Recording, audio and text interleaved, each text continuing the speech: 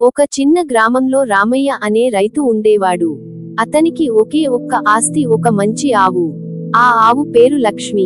రామయ్య దానిని తన పిల్లలాగా చూసుకునేవాడు. ప్రతిరోజూ దానికోసమే మంచి చొప్పదినం తినిపించేవాడు, నీటిని శుభ్రంగా పోసేవాడు. లక్ష్మి ప్రతిరోజు మంచి పాలు ఈచేది. ఆ పాలను రామయ్య ఊరిలో అమ్మి తన కుటుంబం జీవించేందుకు డబ్బు సంపాదించేవాడు. ఎప్పుడూ ఆవుతో ప్రేమగా మాట్లాడేవాడు. లక్ష్మి, నువ్వు లేని జీవితం నా ఊహలో లేదు అనేవాడు. ఒక రోజు లక్ష్మి బాగా జబ్బుపడింది. రామయ్య బాగా కలతపడ్డాడు.